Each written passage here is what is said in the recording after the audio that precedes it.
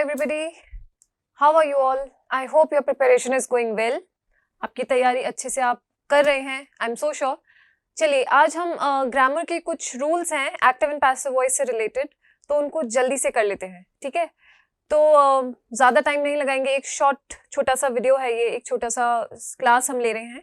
ठीक है, तो इस क्लास में आप देखेंगे कि एक्टिव एंड पैसिव वॉइस आपके लिए कितना इजी हो जाता है. ठीक है, so we are going to do the dance of active and passive voice. ठीक है, हम क्या करेंगे आज, एक डांस करेंगे. तो उस डांस के 4 स्टेप्स हैं.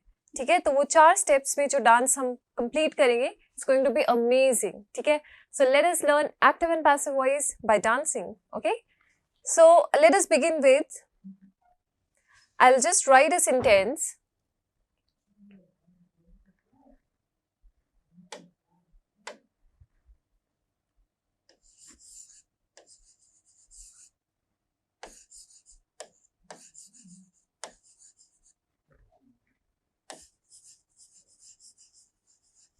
Joy likes cakes.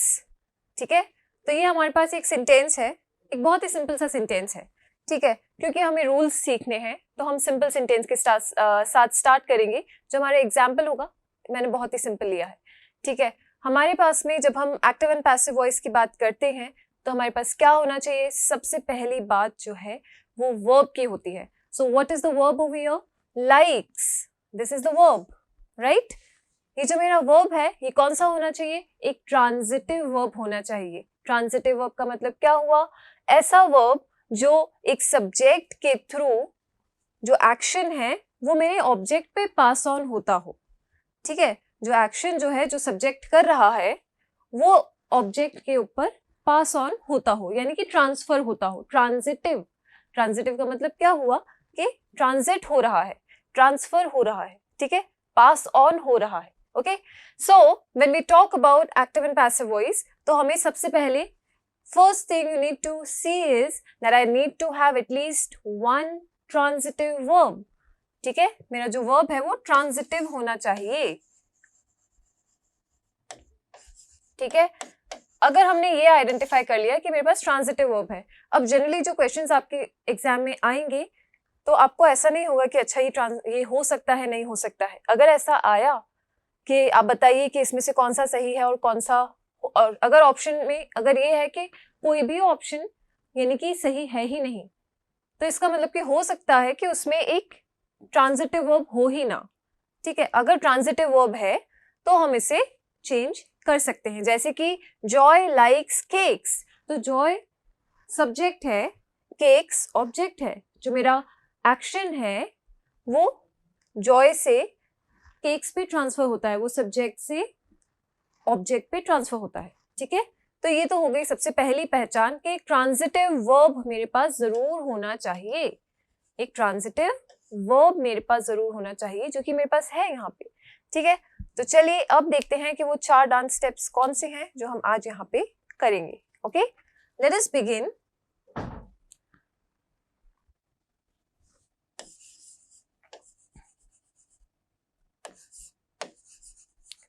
Ram plays football.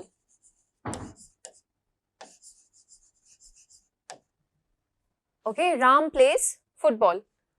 कोई और ऑप्शन भी हम ले सकते हैं. क्या इसमें एक ट्रांजिटिव वर्ब है? जी हाँ, बिल्कुल एक ट्रांजिटिव वर्ब है. जो एक्शन है यहाँ पे प्लेज से वो ट्रांसफर होता है मेरे सब्जेक्ट यानी कि राम से. जो एक्शन है वो ट्रांसफर होता है मेरे ऑब्जेक्ट पे. ऑब्जेक्ट क्या है? फुटबॉल. ठीक है, ऑब्जेक्ट क्या है? फुटबॉल. चलिए, प्लेस जो है यहाँ पे जो हमारे फॉर्म्स ऑफ वर्ब्स हैं उनका एक बहुत इंपॉर्टेंट रोल है. तो मैं यहाँ पे एक ऐसा वर्ब चूज करूंगी जिसके तीनों ही फॉर्म्स, प्लेस में फर्स्ट फॉर्म क्या होता है? प्ले होता है. ठीक है, प्लेस का फर्स्ट फॉर्म प्ले हो गया, या प्लेस भी कह सकते हैं. ठीक है, this is the first form of verb. Second form क्या होता है? प्लेड होता है. ठीक है, और थर्ड फॉर्म भी प्लेड होता है. ओके, थर्ड फॉर्म भी प्लेड होता है. तो क्योंकि इसमें 2 फॉर्म्स जो हैं वो सिमिलर से हैं, तो हम एक ऐसे एग्जाम्पल लेते हैं जिसमें हम आसानी से डिफरेंशिएट कर सकें. ठीक है, तो let us take another example. Sam drives a car, यानी कि सैम गाड़ी चलाता है, ठीक है, सैम एक गाड़ी चलाता है, so Sam is the subject, a car is the object, and what is the verb? चलिए इनको हम अलग अलग नाम इनको लिख देते हैं, let us use different colours. Sam is the subject, ठीक है, अ car is the object, and I have drives, जो कि मेरा वर्ब है, ठीक है, ये मेरा वर्ब है. Okay, now we are going to see that what are those 4 dance steps. ठीक है, तो पहला स्टेप हमारा जो है वो ये होगा कि हम सबसे पहले जो ऑब्जेक्ट होता है उसको सब्जेक्ट बना देते हैं और जो सब्जेक्ट होता है उसे ऑब्जेक्ट बना देते हैं, यानी कि सैम यहां आ जाएगा और अ कार यहां आ जाएगा. ठीक है, और वो कैसे होगा देखते हैं. So the first step is criss and cross. Okay, criss and cross, आपको क्रिस क्रॉस करना है, यानी कि आपका जो सब्जेक्ट है वो हमारा नया ऑब्जेक्ट बन जाएगा. ठीक है, so I am going to write Sam over here. यहां पे मैं सैम लिखूंगी, सैम, और मेरा जो ऑब्जेक्ट था अ कार वो यहां आ जाएगा, अ कार. ठीक है, तो ये तो हो गया हमारा first step. So what is the first step? Subject becomes object and object becomes subject. ठीक है, तो ये वाला डांस स्टेप याद रखिए. Okay, so subject becomes my object and my object becomes the subject. Okay, दूसरा सेकंड आप देखेंगे हमारा जो यहाँ पे जो ऑब्जेक्ट है नया, इसमें हम एक प्रीपोजिशन यूज करेंगे. ठीक है, so this has become my subject and this has become my object. ठीक है, अब यहाँ पे हम यहाँ पे एक preposition यूज करेंगे. What will be the preposition? It will be by. In general हम by preposition ही यूज करते हैं. ठीक है, तो हमने यहाँ पे second step हमारा क्या हुआ? That is by. Okay, so what will be the first step? First step हमारा ये वाला था. ठीक है, क्रिस क्रॉस. सेकेंड स्टेप हमारा डांस स्टेप क्या होगा? That is by. चाहे आप इस हाथ से करें इस हाथ से करें. Okay, so this is my second step, that is the preposition by. Okay, very easy. Let us move on to the third step. Third step हमारा क्या होगा? That is going to be again quite easy.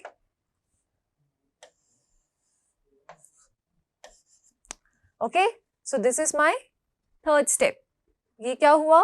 मेरा जो verb है उसे भी change करेंगे, क्योंकि अच्छा चलिए एक और चीज मैं आपको बता देती हूँ. यहाँ पे जब भी हम चेंज करते हैं एक्टिव वॉइस से पैसिव वॉइस में, whenever I am going to change my sentence from active voice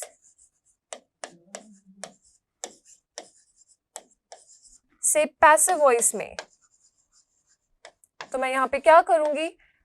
मेरे एक्टिव वॉइस और पैसिव वॉइस जो सेंटेंस है, इनका जो टेंस और सेंस, क्या चीज दो सेम होनी चाहिए? Tense and sense. Tense and sense, इसको इधर लिख देते हैं. Tense and sense remain same.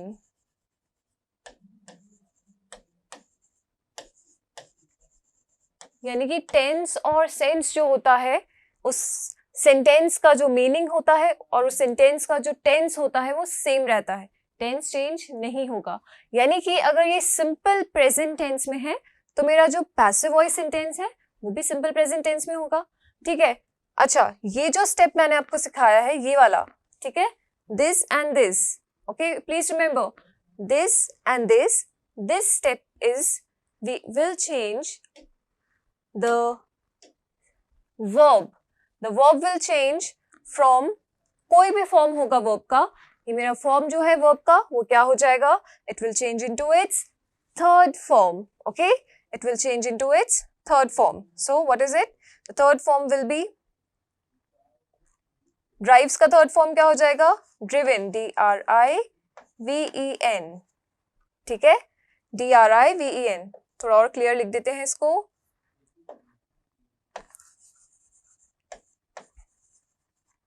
ठीक है, तो ये मेरा हो गया third form. I will write third form below this.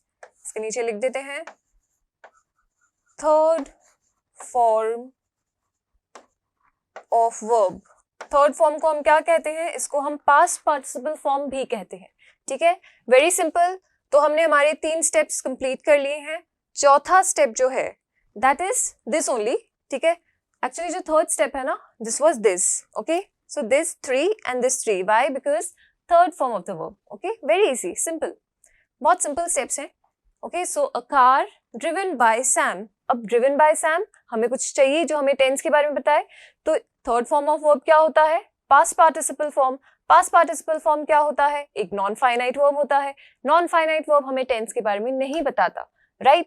तो हमें किसकी चाहिए? Help. यहाँ पे helping verb की. So what will be the helping verb here? Which will tell me about simple present tense. यहाँ पे simple present tense क्या denote करेगा? कौन सा word मैं यहाँ पे लगाऊं? कौन सा helping verb लगाने से मुझे simple tense मिलेगा? It is going to be my is. ठीक है, a car is driven by Sam.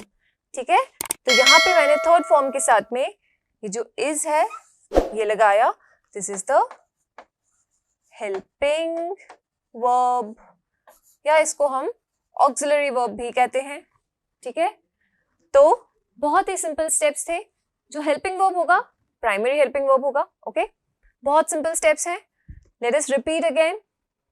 Step number 1, criss and cross. Okay, ठीक है, simple. So you have to do this step first. Second step is you are going to do the by. ठीक है, ये वाला step. Okay, and then you have the third step which is obviously this. Okay, third step.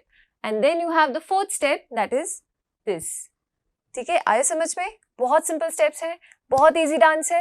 ये dance जरूर करके देखिए. ठीक है, हमारे एक्टिव एंड पैसिव वॉइस का डांस है. बहुत सिंपल है, बहुत इजी है. जो चीज आपको हमेशा याद रखनी है, एक्टिव वॉइस से पैसिव वॉइस में जो ये 4 स्टेप्स का डांस हमने देखा है, ठीक है, दिस एंड दिस. ओके, चाहे आप इसको ऐसे कर लीजिए. ठीक है, और फिर उसके बाद में सेकेंड स्टेप क्या था? This, right.